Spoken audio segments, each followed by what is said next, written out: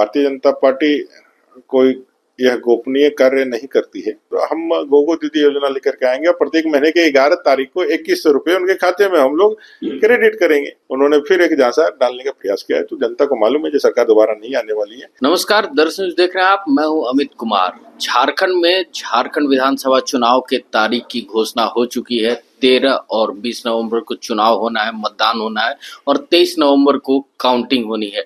अब ऐसे में झारखंड की तमाम राजनीतिक पार्टियां पहले से तैयारी कर चुकी थी और अब केवल लिस्ट का इंतजार है, यानी सूची, उम्मीदवारों की सूची अब आना बाकी है। तो हम जानते हैं, सीधे अमर कुमार बावरी जी हैं, नेता प्रतिपक्ष है हमारे साथ।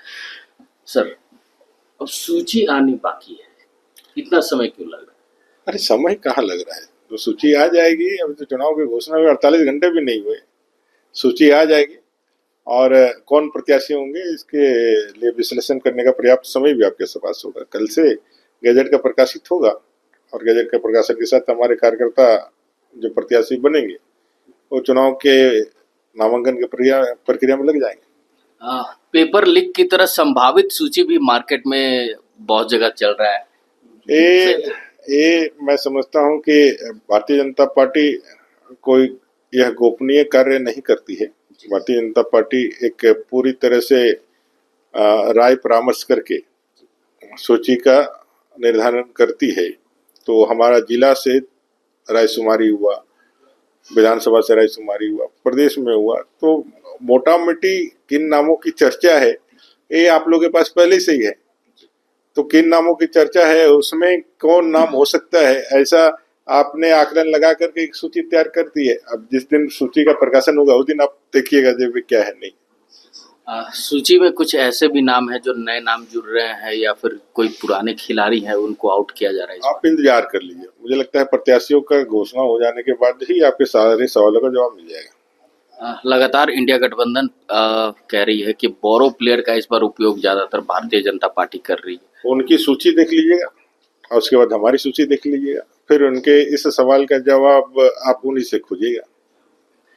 इस बार झारखंड विधानसभा चुनाव में क्या कुछ मुद्दा लेकर जाएगी भारतीय जनता पार्टी? वायदा खिलाफी, युवाओं के सपनों का जिस तरह से इन्होंने तोड़ने का काम किया है, उससे खेलने का काम किया है। उत्पाद सिपाही के बहाली में 18 से ज्यादा बच्चों की मौत, 5 लाख बेरोजगारों को सरकारी नौकरी देंगे, वो सिर्फ और सिर्फ एक जुमला। 5,000 7,000 बेरोजगारी भत्ता देने का झांसा, सीजीएल जैसे, जेई जैसे, लेफ्ट एक्शन जैसे परीक्षाओं में धांधलियां और युवाओं का उसको रद्द करके सीबीआई जांच की मांग, अनुबंध करे शर्मिंदा कर्मियों को प्रमोट करने का झूठा दिलासा, बांग्लादेशी घुसपैठियों के प्रेम, हाईकोर्ट के निर्देशन के बाद भी उस पर कार्रवाई करने के बजाय सुप्रीम कोर्ट में झारखंड के लोगों के पैसे से बांग्लादेशी घुसपैठियों को संरक्षण देने का महापाप, आदिवासी मूलवासियों की अस्मिता पे खड़े प्रश्न, माटी बेटी रोटी के मुद्दे पर हम लोग जनता की बचाएंगे। इस बार देखा भी जा रहा है कि झारखंड में जो वर्तमान सरकार है वो गोगो दीदी योजना के ऊपर भारी पड़ रहा है, मैया सम्मान योजना।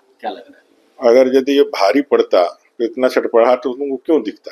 राशि बढ़ा दी गई, राशि झांसा बढ़ा दिया गया, झांसा का दायरा बढ़ा दिया गया, ठग का दायरा बढ़ा दिया गया। जनता को मालूम है, उन्होंने सरकार चलाई 5 साल पहले, उन्होंने घोषणा किया था कि भाई चुनाव के पहले कि हम आएंगे तो 72,000 रुपया साल का देंगे, 2,000 चूल्हा का खर्चा देंगे। साल के अंत में 2 महीने के लिए उन्होंने 1,000 रुपया का एक चुनावी लॉलीपॉप दिया।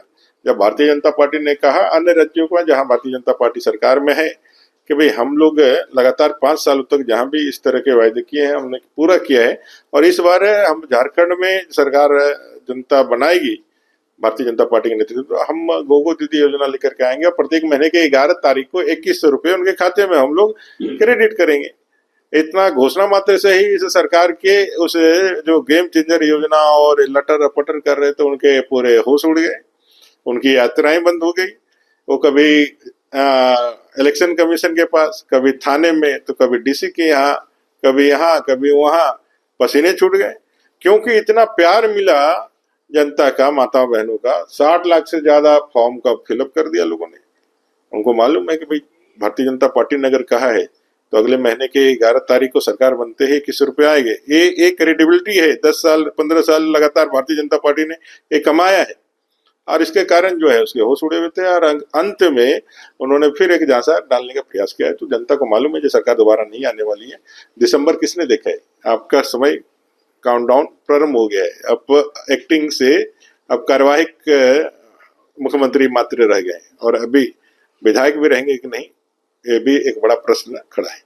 एक आखिरी सवाल की इस बार एनडीए गठबंधन में जो दल है, जैसे जदयू की बात कर लें, आजसू की बात कर लें, भाजपा की बात कर लें, लोजपा की बात कर लें, कौन कितने सीटों पे इस बार हकदार? आप इंतजार करिए, आप इंतजार करिए, वो सारा सीट शेयरिंग का फार्मूला, प्रत्याशियों की घोषणा सब आपके साथ है। बीजेपी कितने सीटों पे जाएगी इस बार? मैंने कहा ना कि एनडीए कितने सीट पे लड़ेगा, ये हमारा आधिकारिक घोषणा हमारा पार्टी की तरफ से हो जाएगा।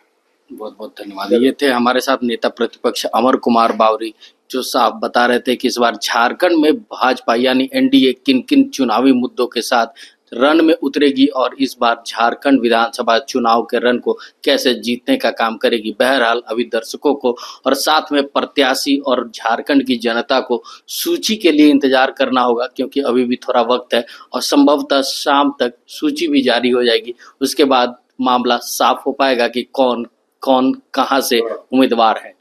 ऐसे ही तमाम खबरों के साथ जुड़े रहने के लिए हमारे चैनल को लाइक एंड सब्सक्राइब जरूर करें। अमित कुमार, दर्शन न्यूज, रांची।